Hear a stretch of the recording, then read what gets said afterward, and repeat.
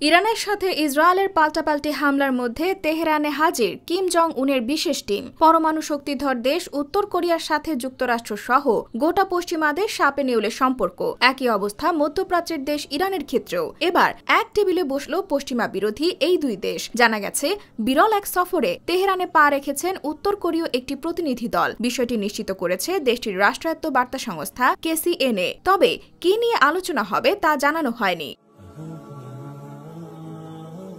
আন্তর্জাতিক অঙ্গন থেকে প্রায় বিচ্ছিন্ন উত্তর কোরিয়ার সঙ্গে ইরানের সম্পর্কটা বেশ পুরনো। বিশ্লেষকদের মতে দুই দেশের সম্পর্কের ক্ষেত্রে সেতুবন্ধন হিসেবে কাজ করেছে ব্যালিস্টিক ক্ষেপণাস্ত্র প্রকল্প। এই প্রকল্পের প্রযুক্তি ও সরঞ্জাম বিনিময়ের মধ্য দিয়ে কাছাকাছি এসেছে আমেরিকার প্রতি চরম বৈরিভাবাপন্ন দুটি দেশ। ইরান ও উত্তর কোরিয়ার ঘনিষ্ঠ সম্পর্কের পেছনে বড় অবদান রাশিয়ার। ইউক্রেন যুদ্ধের জেরে পশ্চিমা নিষেধাজ্ঞায় মস্কোর অবস্থান যখন জেরবার, তখন পশ্চিমা বিরোধী বলয় গড়ে তোলেন রাশিয়ার লৌহমানব খ্যাত প্রেসিডেন্ট ভ্লাদিমির পুতিন। শুধু সম্পর্ক জোরালো করেই ক্ষান্ত হননি পুতিন, উপরি পাওনা হিসেবে অস্ত্র ও গোলাবারুদও পেয়েছেন পিয়ংইয়ং ও তেহরানের কাছ থেকে। IBTV USA, new York.